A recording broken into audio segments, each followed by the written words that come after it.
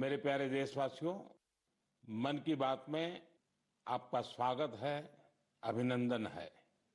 इस समय पूरी दुनिया में पेरिस ओलंपिक्स छाया हुआ है।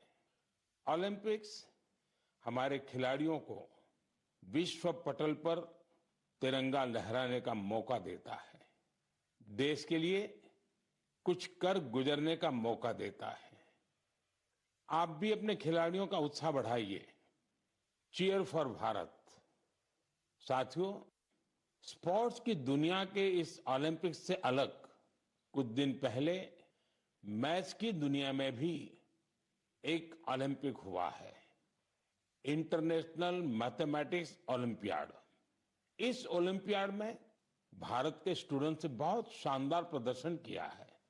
इसमें हमारी टीम ने सर्वश्रेष्ठ प्रदर्शन करते हुए 4 गोल्ड मेडल्स और 1 सिल्वर मेडल जीता है।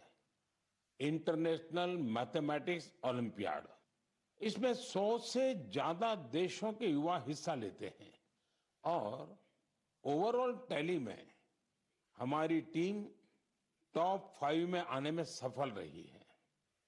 देश का नाम रोशन करने वाले इन स्टूडेंट्स के नाम है पुणे के रहने वाले आदित्य वेंकट गणेश, पुणे के ही सिद्धार्थ चोपड़ा, दिल्ली के अर्जुन गुप्ता, ग्रेटर नोएडा के कनव तलवार, मुंबई के रुशिल माथुर और गुवाहाटी के आनंदो भादुरी। साथियों, आज मन की बात में मैंने इन युवा विजेताओं को विशेष तौर पर आमंत्रित किया है। ये सभी इस समय फोन पर हमारे साथ जुड़े हुए हैं। नमस्ते साथियों, मन की बात में आप सभी साथियों का बहुत बहुत स्वागत है। आप सभी कैसे हैं? हम ठीक है सर। अच्छा साथियों, मन की बात के जरिए देशवासी आप सभी के एक्सपीरियंसेस जानने को बहुत उत्सुक है। मैं शुरुआत करता हूं आदित्य और सिद्धार्थ से। आप लोग पुणे में हैं। सबसे पहले मैं आपसे ही शुरू करता हूं।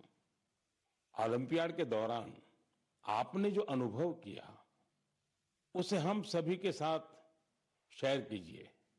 मुझे मैथ्स में छोटे से इंटरेस्ट था। मुझे 5th स्टैंडर्ड में प्रकाश सर एक टीचर ने सिखाया था और उन्होंने मेरे मैथ्स में इंटरेस्ट बढ़ाया था। मुझे कुछ सीखना मिला और मुझे करने का अपॉर्चुनिटी मिला था। आपके साथी का क्या कहना है? मैं सिद्धार्थ हूँ, मैं पुणे से हूँ। मैं भी क्लास 12 पास किया हूँ।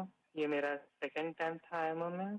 मुझे भी छोटे से बहुत इंटरेस्ट था मैथ्स में और आदित्य के साथ जब मैं 6th में था, ओम प्रकाश सर ने हम दोनों को ट्रेन किया था और बहुत हेल्प हुआ था हमको। और अभी मैं कॉलेज के लिए सीएमआई जा रहा हूँ और मैथ्स एंड सीएस परस्यू कर रहा हूँ। अच्छा, मुझे बताया गया है कि अर्जुन इस समय गांधीनगर में है और कनव तो ग्रेटर नोएडा के ही है। अर्जुन और कनव, हमने ओलंपियाड को लेकर जो चर्चा की, लेकिन आप दोनों हमें अपनी तैयारी से जुड़ा कोई विषय और कोई विशेष अनुभव अगर बताएंगे तो हमारे श्रोताओं को अच्छा लगेगा। नमस्ते सर, जय हिंद। मैं अर्जुन बोल रहा हूँ। जय हिंद अर्जुन।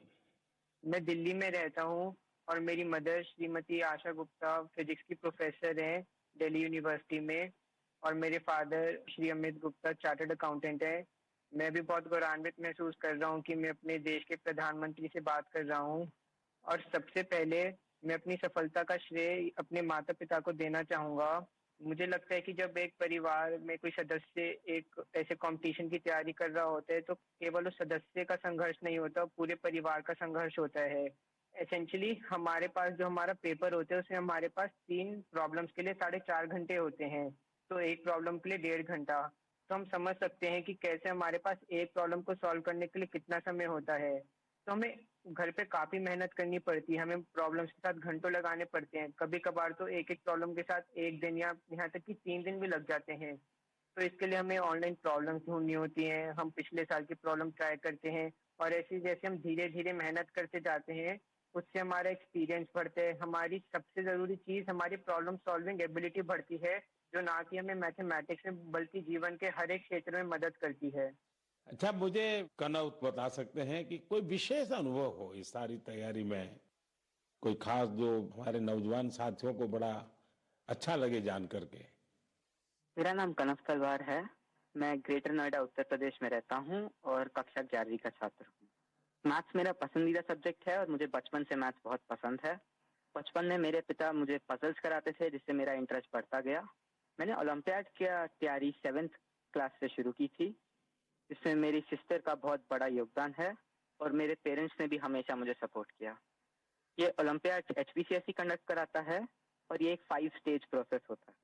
पिछले साल मेरा टीम में नहीं हुआ था और मैं काफी करीब था और ना होने पर बहुत दुखी था। तब मेरे पेरेंट्स ने मुझे सिखाया कि या हम जीतते हैं या हम सीखते हैं, और सफर मायने रखता है, सफलता नहीं। तो मैं यही कहना चाहता हूँ कि love what you do and do what you love. सफर मायने रखता है, सफलता नहीं। और हमें सक्सेस मिलते रहेगा अगर हम अपने सब्जेक्ट से प्यार करें और जर्नी को एंजॉय करें। तो कनव, आप तो मैथमेटिक्स में भी इंटरेस्ट रखते हो और बोलते हैं ऐसे जैसे आपको साहित्य में भी रुचि है। जी सर, मैं बचपन में डिबेट्स और ओरेटिंग्स भी करता था। अच्छा, अब आइए हम आनंदो से बात करते हैं। आनंदो, आप अभी गुवाहाटी में हैं और आपका साथी रुशील आप मुंबई में हैं। मेरे आप दोनों से एक क्वेश्चन है। देखिए, मैं परीक्षा पे चर्चा तो करता ही रहता हूं और परीक्षा पे चर्चा के अलावा अन्य कार्यक्रमों में भी मैं स्टूडेंट से संवाद करता रहता हूं। बहुत से छात्रों को मैथ से इतना डर लगता है, नाम सुनते ही घबरा जाते हैं। आप बताइए कि मैथ से दोस्ती कैसे की जाए? सर, मैं रुशल माथुर हूँ। जब हम छोटे होते हैं और हम पहली बार एडिशन सीखते हैं, हमें कैरी फॉरवर्ड समझाया जाता है, पर हमें कभी ये समझाया नहीं जाता कि कैरी फॉरवर्ड होता क्यों है। जब हम कंपाउंड इंटरेस्ट पढ़ते हैं, हम ये क्वेश्चन कभी नहीं पूछते कि ये कंपाउंड इंटरेस्ट का फॉर्मूला आता कहाँ से। मेरा मानना ये है कि मैथ्स एक्चुअली एक सोचने और प्रॉब्लम सॉल्विंग की एक कला है, और इसलिए मुझे ये लगता है कि अगर हम सब मैथमेटिक्स में एक नया क्वेश्चन जोड़ दें, तो ये क्वेश्चन है कि हम ये क्यों कर रहे हैं, ये ऐसे क्यों होता है। आई थिंक इससे मैथ्स में बहुत इंटरेस्ट बढ़ सकता है लोगों का, क्योंकि जब किसी चीज को हम समझ नहीं पाते उससे हमें डर लगने लगता है। इसके अलावा मुझे ये भी लगता है कि मैथ्स, सब सोचते हैं, एक बहुत लॉजिकल सा सब्जेक्ट है, पर इसके अलावा मैथ्स में बहुत क्रिएटिविटी भी इम्पोर्टेंट होती है, क्योंकि क्रिएटिविटी से ही हम out of the box solution सोच पाते हैं जो ओलंपियाड्स में बहुत यूजफुल होते हैं। और इसलिए मैथ ओलंपियाड्स का भी बहुत इंपॉर्टेंट रेलेवेंस है मैथ्स के इंटरेस्ट बढ़ाने के लिए। आनंदो, कुछ कहना चाहेंगे? नमस्ते पीएम जी, मैं आनंद खैरव गुवाहाटी से। मैं भी अभी 12वीं कक्षा पास किया हूँ। यहाँ के लोकल ओलंपियाड में 6 और 7 में करता था, वहाँ से जी हुई। ये मेरी दूसरी आईएमओ थी। दोनों आईएमओ बहुत अच्छे लगे। मैं रुशिल जो कहा उससे मैं सहमत हूँ, और मैं ये भी कहना चाहूंगा कि जिन्हें मैथ से डर है उन्हें धैर्य की बहुत जरूरत है। कि हमें मैथ जैसे पढ़ाया जाता है, क्या होता है, एक फॉर्मूला दिया जाता है, वो रटा जाता है, फिर उस फॉर्मूला से ही 100 सवाल ऐसे करने पड़ते हैं, लेकिन फॉर्मूला समझे कि नहीं वो नहीं देखा जाता। सिर्फ सवाल करते ही जाओ, फॉर्मूला भी रटा जाएगा, और एग्जाम में अगर फॉर्मूला भूल गया तो क्या करेगा। इसलिए मैं कहूंगा कि फॉर्मूला को समझो, जो रुशिल कहा था, फिर धैर्य से देखो। अगर फॉर्मूला ठीक से समझे तो 100 सवाल नहीं करने पड़ेंगे, 1-2 सवाल से ही हो जाएंगे, और मैथ को डरना भी नहीं है। आदित्य और सिद्धार्थ, आप जब शुरू में बात कर रहे थे तब ठीक से बात हो नहीं पाई। अब इन सारे साथियों को सुनने के बाद आपको भी जरूर लगता है कि आप भी कुछ कहना चाहते होंगे। क्या आप अपने अनुभव अच्छे ढंग से शेयर कर सकते हैं? बहुत सारे दूसरे देशों से इंटरैक्ट किया था, बहुत सारे कल्चर्स थे, और बहुत अच्छा था दूसरे स्टूडेंट्स से इंटरैक्ट करने के, और बहुत सारे फेमस मैथमेटिशियंस थे। हाँ आदित्य। बहुत अच्छा एक्सपीरियंस था हमें। उधर हमें उन्होंने हर सिटी को घुमा के दिखाया था, उधर बहुत अच्छे अच्छे व्यूज दिखे थे और पार्क्स लेके गए थे, और हमें ऑक्सफोर्ड यूनिवर्सिटी को भी लेके गए थे, तो वो भी बहुत अच्छे अनुभव था। चलिए साथियों, मुझे बहुत अच्छा लगा आप लोगों से बात करके, और मैं आपको बहुत बहुत शुभकामनाएं देता हूं, क्योंकि मैं जानता हूं इस प्रकार के खेल के लिए काफी फोकस एक्टिविटी करनी पड़ती है, दिमाग खपा देना पड़ता है, और परिवार के लोग भी कभी कभी तंग आते हैं कि ये क्या गुणा भाग करता रहता है। लेकिन मेरी तरफ से आपको बहुत बहुत शुभकामनाएं हैं। आपने देश का मान बढ़ाया है, नाम बढ़ाया है। धन्यवाद दोस्तों।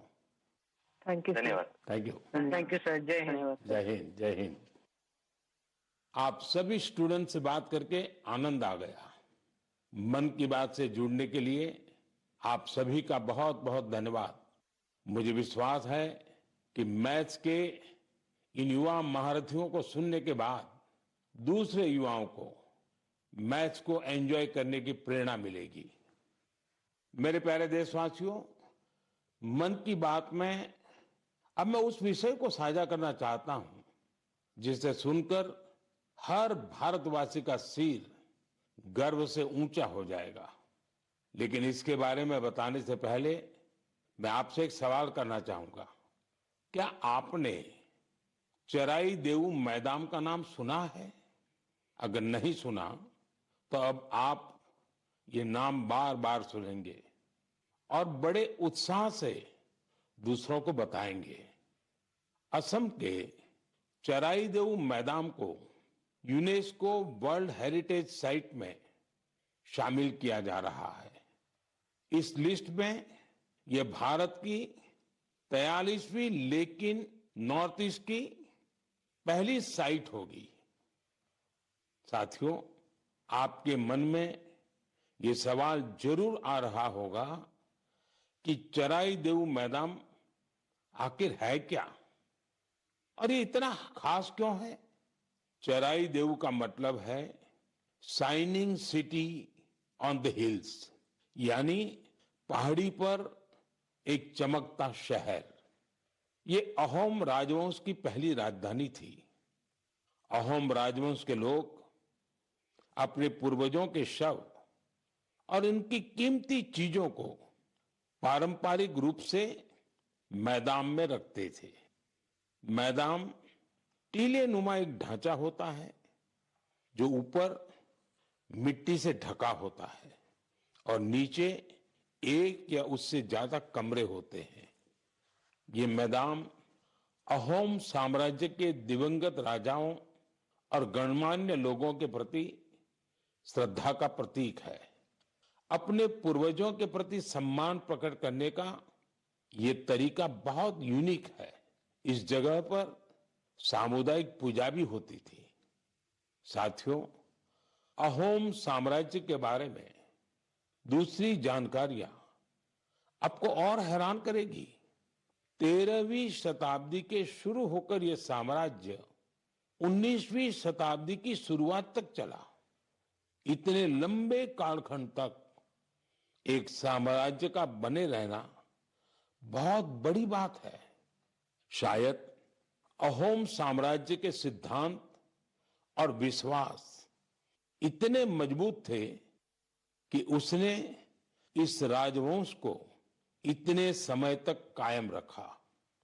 मुझे याद है कि इसी वर्ष 9 मार्च को मुझे अदम्य साहस और शौर्य के प्रतीक महान अहोम योद्धा लसित बोरफुकन की सबसे ऊंची प्रतिमा के अनावरण का सौभाग्य मिला था। इस कार्यक्रम के दौरान अहोम समुदाय आध्यात्मिक परंपरा का पालन करते हुए मुझे अलग ही अनुभव हुआ था। लसित मैदान में अहोम समुदाय के पूर्वजों को सम्मान देने का सौभाग्य मिलना अहोम समुदाय मेरे लिए बहुत बड़ी बात है।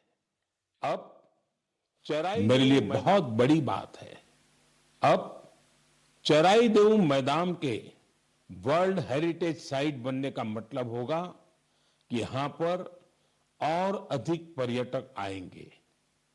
आप भी भविष्य के अपने ट्रैवल प्लान्स में इस साइट को जरूर शामिल करिएगा। साथियों, अपनी संस्कृति पर गौरव करते हुए ही कोई देश आगे बढ़ सकता है। प्रयास हो भारत में भी इस तरह के बहुत सारे प्रयास हो रहे हैं। ऐसा ही एक प्रयास है प्रोजेक्ट परी। अब आप परी सुनकर कंफ्यूज मत होइएगा। ये परी स्वर्ग की कल्पना से नहीं जुड़ी, बल्कि धरती को स्वर्ग बना रही है। परी यानी public art of India. Project परी पब्लिक आर्ट को लोकप्रिय बनाने के लिए उभरते कलाकारों को एक मंच पर लाने का बड़ा माध्यम बन रहा है। आप देखते होंगे सड़कों के किनारे, दीवारों पर, अंडरपास में बहुत ही सुंदर पेंटिंग्स बनी हुई दिखती हैं। ये पेंटिंग्स और ये कलाकृतियां यही कलाकार बनाते हैं जो परी से जुड़े हैं। इससे जहां हमारे सार्वजनिक स्थानों की सुंदरता बढ़ती है, वहीं हमारे कल्चर को और ज्यादा पॉपुलर बनाने में भी मदद मिलती है। उदाहरण के लिए दिल्ली के भारत मंडपम को ही लीजिए। यहां देश भर के अद्भुत आर्टवर्क्स आपको देखने को मिल जाएंगे। दिल्ली में कुछ अंडरपास और फ्लाईओवर पर भी मैं कला और संस्कृति प्रेमियों से आग्रह करूंगा कि वे भी पब्लिक आर्ट पर और काम करें। ये हमें अपनी जड़ों पर गर्व करने की सुखद अनुभूति देगा।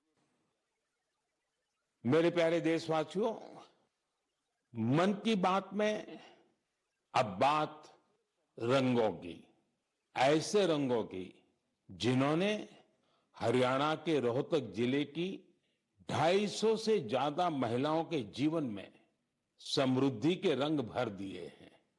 हथकरघा उद्योग से जुड़ी ये महिलाएं पहले छोटी छोटी दुकानें और छोटे मोटे काम कर गुजारा करती थी, लेकिन हर किसी में आगे बढ़ने की इच्छा तो होती ही होती है।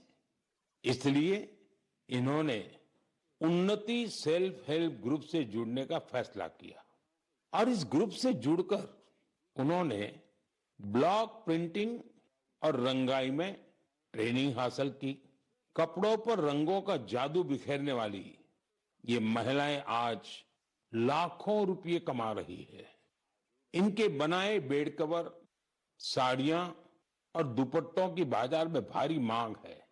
साथियों, रोहतक की इन महिलाओं की तरह देश के अलग अलग हिस्सों में कारीगर हैंडलूम को लोकप्रिय बनाने में जुटी हैं।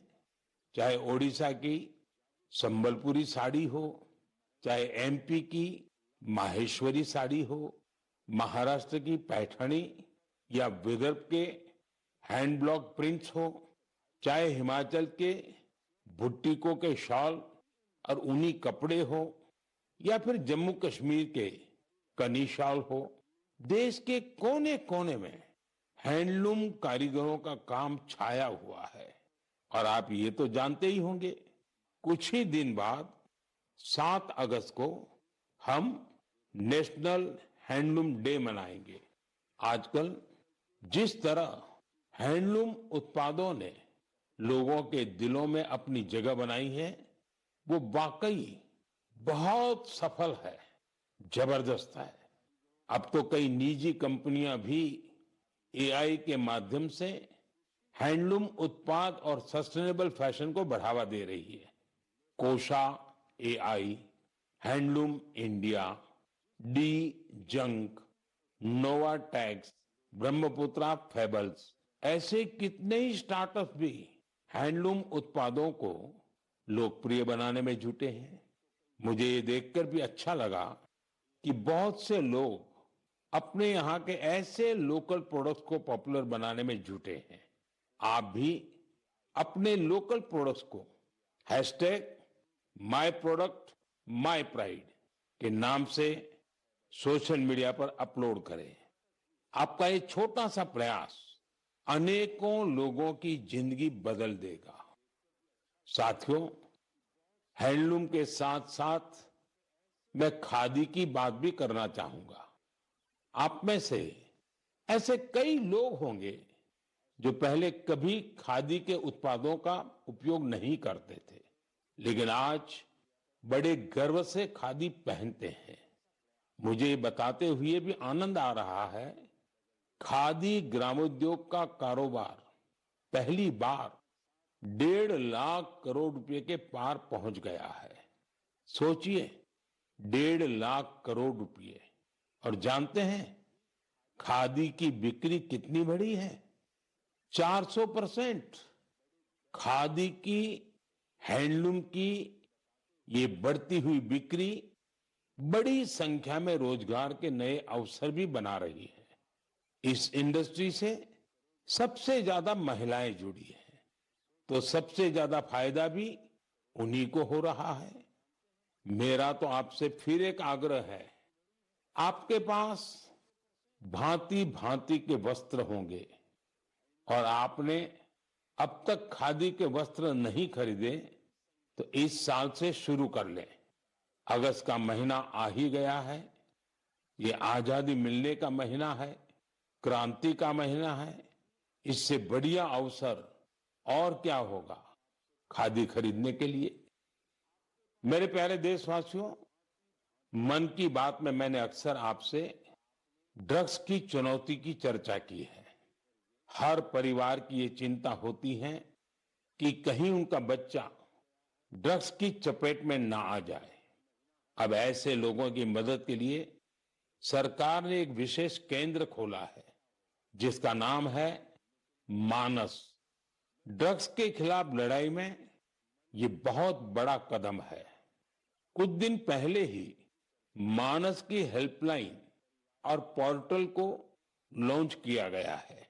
सरकार ने एक टोल फ्री नंबर 1933 जारी किया है।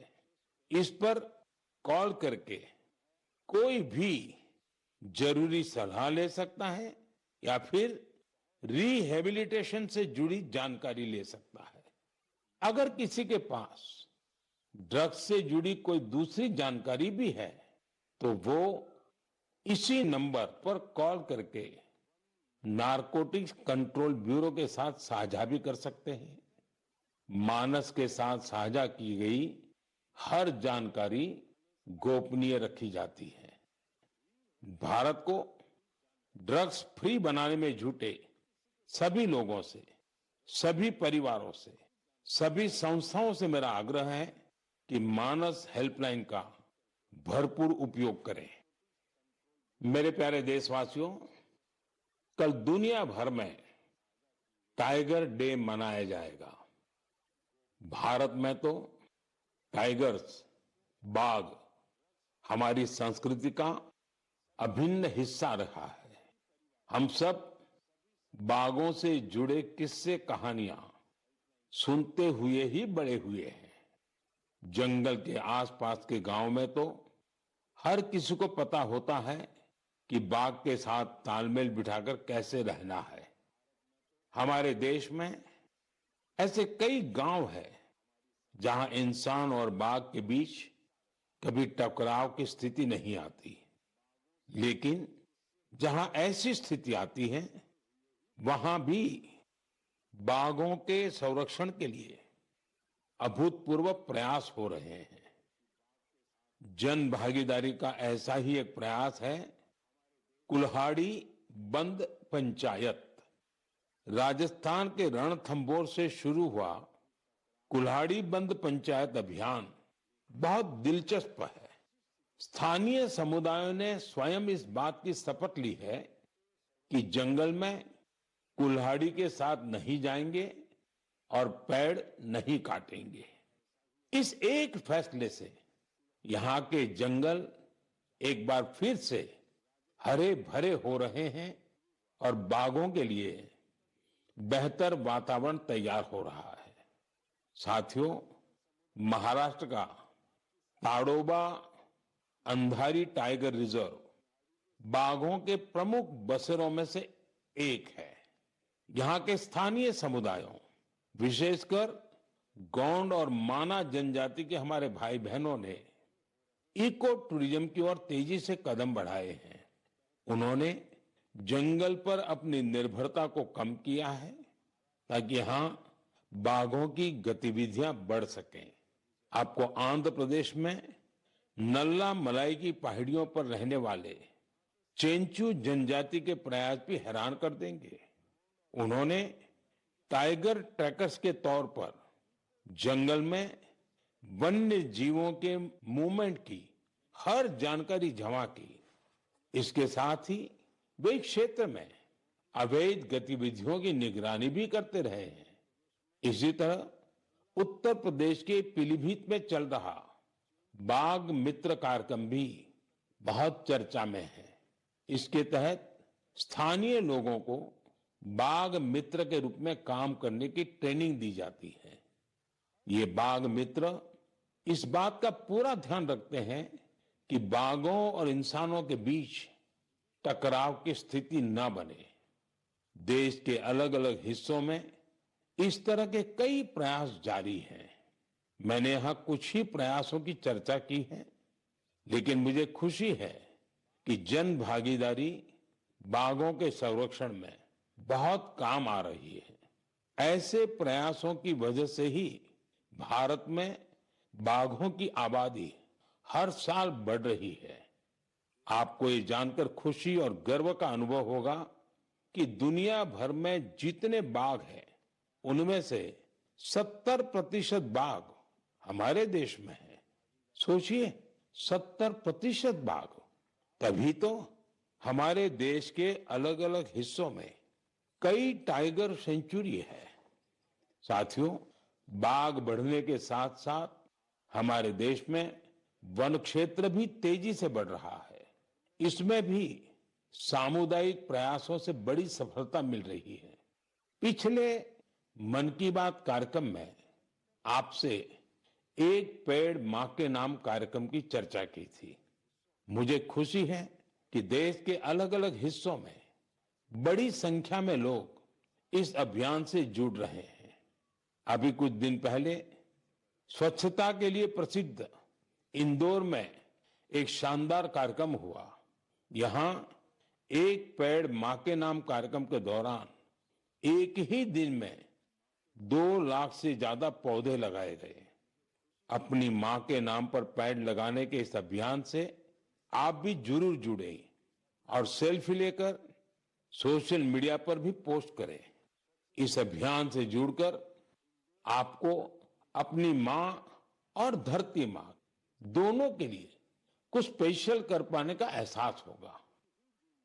मेरे प्यारे देशवासियों, 15 अगस्त का दिन अब दूर नहीं है और अब तो 15 अगस्त के साथ एक और अभियान जुड़ गया है, हर घर तिरंगा अभियान। पिछले कुछ वर्षों से तो पूरे देश में हर घर तिरंगा अभियान के लिए सबका जोश हाई रहता है।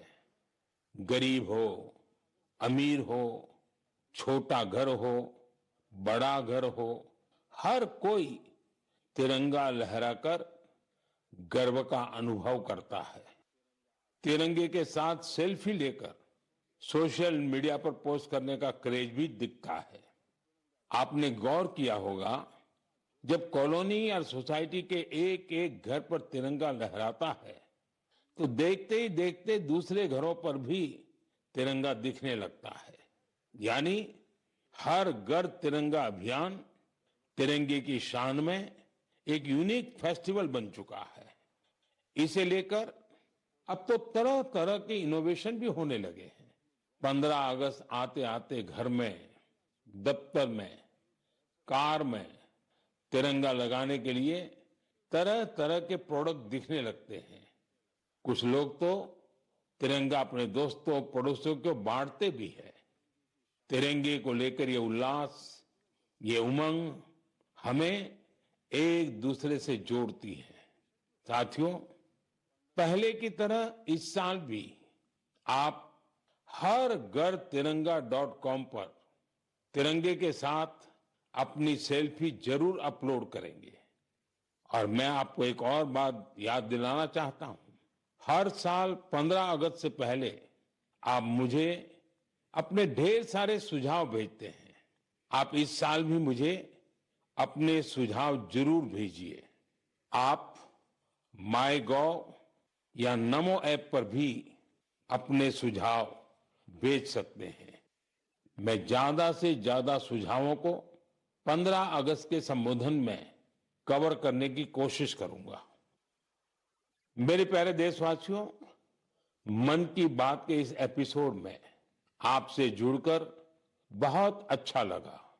अगली बार फिर मिलेंगे देश की नई उपलब्धियों के साथ, जन भागीदारी के नए प्रयासों के साथ। आप मन की बात के लिए अपने सुझाव जरूर भेजते रहें।